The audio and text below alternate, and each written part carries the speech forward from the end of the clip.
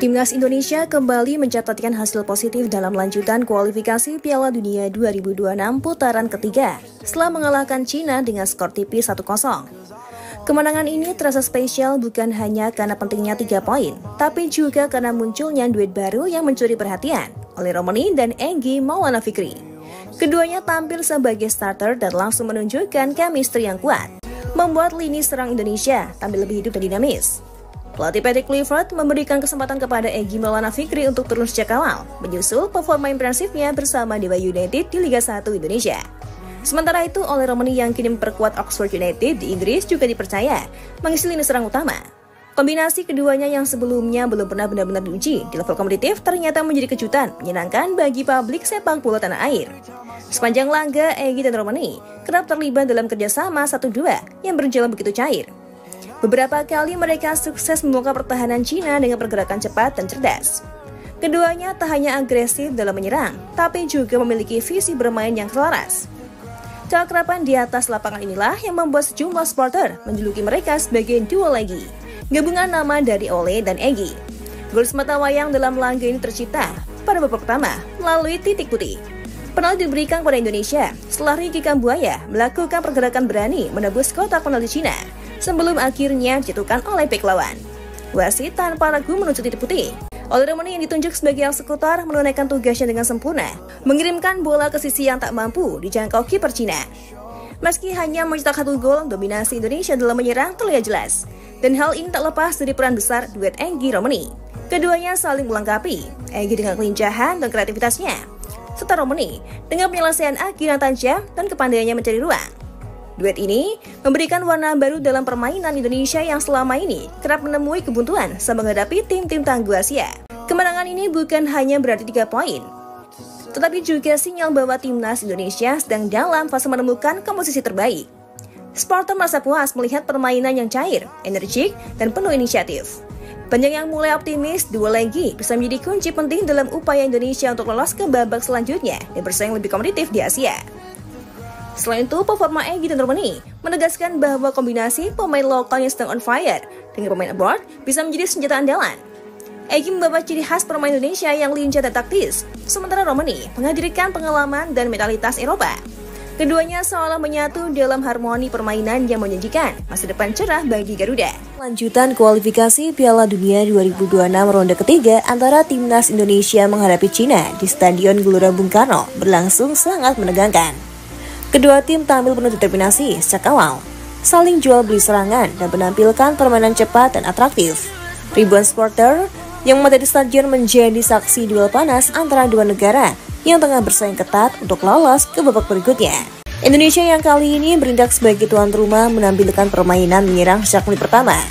Trio lini depan yang diperkuat Egy Maulana Fikri, Ricky Kambuaya, dan Oleh Romani terus menekan lini belakang Cina. Di sisi lain, tim tamu pun tak tinggal diam. Serangan balik cepat dari lini tengah mereka membuat barisan pertahanan Indonesia harus bekerja ekstra keras, terutama Jesus dan Rizky Ridho yang tampil solid menjaga kedalaman. Puncak tensi pertandingan terjadi jelang akhir babak pertama ketika wasit menunjuk titik putih setelah Ricky Kambuaya jatuhkan di kotak penalti saat sedang mengiring bola menuju gawang. Momen ini menjadi titik balik pertandingan, bukan hanya karena penalti itu krusial, tapi juga karena drama mental yang dimainkan oleh kiper Cina. Ia dengan percaya diri berbalik membelakangi penendang, seolah menantang siapapun yang akan mengambil tendangan itu untuk beradu mental dengannya. Yang menarik, Chiesa sempat terlihat memegang bola dan bersiap mengambil penalti, membuat sang kiper tampak fokus padanya. Namun itu rupanya hanyalah taktik pengalian perhatian. Saat semua mata tertuju pada Chiesa, tiba-tiba Oleh Romani langkah maju sebagai eksekutor sesungguhnya. Pemain muda selaku Oxford United itu menunjukkan keterangan luar biasa dalam tekanan tinggi dan berhasil mengelabui kiper Cina yang telah salah membaca arah bola.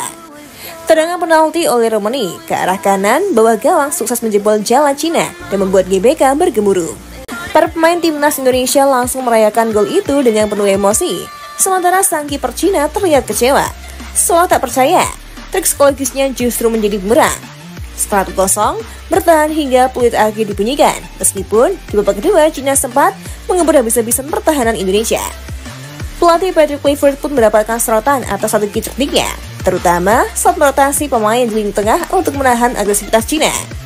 Dengan kemenangan ini, Indonesia memperkuat posisinya di klasemen sementara grup dan menjaga peluang untuk melaju ke babak keempat kualifikasi. Skuad Garuda kembali menunjukkan bahwa mereka kini bukan lagi tim kuda hitam, melainkan kekuatan Asia yang patut diperhitungkan.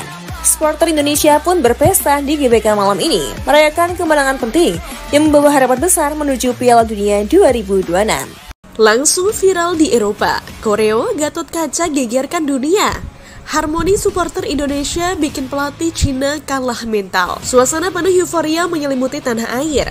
Tim nasional Indonesia kembali mencetak sejarah gemilang dengan kemenangan dramatis atas tim kuat Asia Cina. Dalam pertandingan yang berlangsung sengit dan penuh tensi, Garuda Muda menunjukkan semangat juang luar biasa, menyatukan strategi matang dan determinasi tinggi untuk menumbangkan raksasa Asia tersebut. Kemenangan ini bukan hanya soal 3 poin, ini adalah bukti bahwa sepak bola Indonesia terus berkembang dan siap bersaing di level tertinggi. Sorak-sorai pendukung di stadion maupun di seluruh penjuru negeri menjadi saksi bahwa hari ini Garuda benar-benar terbang tinggi. Dan yang menjadi trending topik saat ini bukan hanya mengenai permainan di dalam lapangan, namun mata dunia kembali memuji kreativitas yang dibuat oleh supporter timnas Indonesia malam tadi. 1. Koreo Gatot Kaca berlatar tembok Cina masuk ESPN.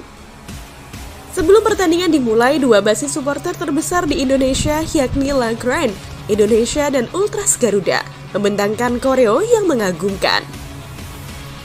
2 supporter kompak melakukan beberapa aksi koreo sebelum pertandingan dimulai.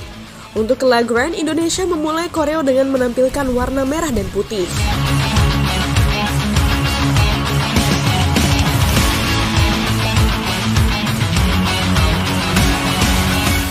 La Grande Indonesia LCI menampilkan tokoh kesatria dengan pedang dan perisai berlambang Garuda tengah melindungi bentengnya. Namun mereka memang membuat beberapa koreo yang sangat memukau. Ada 2 material koreo yang dipersiapkan di bangku tribun seperti mozaik warna merah putih. Setelah membentangkan material warna merah putih, langsung dibentangkan peraga. Ada koreo yang dibuat dengan tulisan berwarna kuning dan hitam yang bertuliskan Showtime. Ini menunjukkan bahwa saat ini waktunya pertunjukan timnas Indonesia melawan Cina. Mozaik ini dipamerkan oleh supporter saat God Bless dan Judika menampilkan hiburan dan menyanyikan lagu. Saat Judika selesai menyanyikan lagu itu, sosok kesatria lengkap dengan pedang dan perisai berlambang Garuda dibentangkan. Sebenarnya tak diketahui secara jelas siapa sosok kesatria itu, tetapi tak sedikit pihak yang menyebut bahwa itu adalah Gatot Kaca yang terlihat gagah melindungi bentengnya. Seperti diketahui, Gatot Kaca adalah putra Bima dari pernikahannya dengan Arindi. Selain La Grande Indonesia yang menunjukkan koreo apik ini, ada juga Ultras Garuda yang tak kalah. Mereka juga membuat koreo luar biasa dengan gambar Garuda yang terlihat terbang menuju bandara Amerika Serikat, Kanada, dan Meksiko. Sebagaimana diketahui, Piala Dunia 2026 ini bakal digelar di Amerika Serikat, Kanada, dan Meksiko, sehingga ini memperlihatkan skuad Garuda bakal terbang menuju bendera tersebut. Apa yang dilakukan oleh kedua basis supporter ini ternyata kembali menyita perhatian dunia. Bahkan ESPN sampai memberikan pujian mengenai dukungan gila yang diberikan oleh para supporter. Senjata utama timnas Indonesia memang ada pada supporter. Mereka militan, kreatif, dan tak kenal rasa lelah, tulis ESPN pada kolom beritanya. 2. Komposisi clever terlihatkan semboyan bangsa.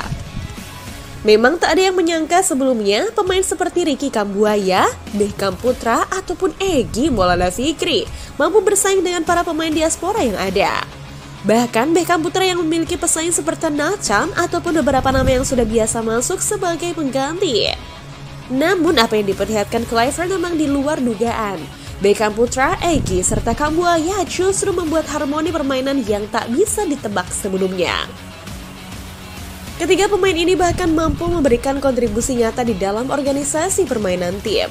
Sebagai contoh, Kambuaya lah yang akhirnya mampu memecah kebuntuan tim setelah dirinya dilanggar titik putih. Untuk Beckham Putra, meski asisnya belum mampu dikonversikan gol oleh Oli Rumeni, namun kepercayaan diri serta daya jelajahnya di babak kedua patut diacungi 2 jempol. Beckham memang benar-benar tak mau kehilangan momen yang diberikan oleh Kluivert kali ini. Dan apa yang dilakukan oleh Kluivert serta Pasta menunjukkan bahwa semboyan Bhinneka Tunggal Ika ternyata benar adanya. Bagaimana tidak, meski masih baru saja bergabung, namun untuk negara dan bangsa mereka mampu menunjukkan kerjasama dengan cukup meyakinkan.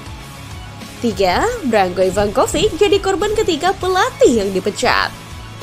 Dalam gelaran kualifikasi Piala Dunia kali ini, sepertinya timnas Indonesia memang menjadi mimpi buruk bagi pelatih. Bagaimana tidak, setelah kalah deretan pelatih ini langsung dipecat oleh federasi. 1. Graham Arnold. Graham Arnold memilih mundur dari kursi pelatih Australia usai bermain imbang 0-0 lawan Indonesia di kualifikasi Piala Dunia 2026. Bagi publik Australia, hasil imbang lawan Indonesia terasa sangat pahit. Apalagi pada laga sebelumnya mereka kalah 0-1 dari Bahrain di kandang sendiri. Graham Arnold menandai akhir kebersamaan dengan Australia dengan hasil imbang 0-0 lawan Indonesia di Stadion Gelora Bung Karno. Sebagai pelatih Australia, Graham Arnold memainkan 55 laga dengan catatan 35 kemenangan. 2. Roberto Mancini. Roberto Mancini dipecat dari kursi pelatih timnas Arab Saudi pada 25 Oktober. Mancini baru saja melatih The Grand Falcon sejak Agustus 2023 dan sedianya terikat kontrak selama 4 tahun. Tapi akhirnya didepak. Pemecatan Roberto Mancini tak lain terkait hasil dari lapangan. Timnas Arab Saudi angkat koper lebih cepat pada ajang Piala Asia 2023 di babak 16 besar. Lalu, penampilan di ronde ketiga kualifikasi Piala Dunia 2026 tidak meyakinkan. Dan oleh karena itu, bisa saja Branko Ivankovic juga akan menyusul menjadi korban ketiga timnas Indonesia karena tak mampu membawa Cina lolos ke fase selanjutnya. Tak hanya itu saja, para fans Cina sendiri bahkan sudah menggaungkan untuk memecat Ivankovic karena tak ada perubahan yang signifikan di timnas Cina. Bahkan anggapan untuk bisa melakukan regenerasi pemain dipastikan gagal setelah Cina tak mampu menunjukkan harmoni permainan yang bagus di kualifikasi Piala Dunia periode kali ini.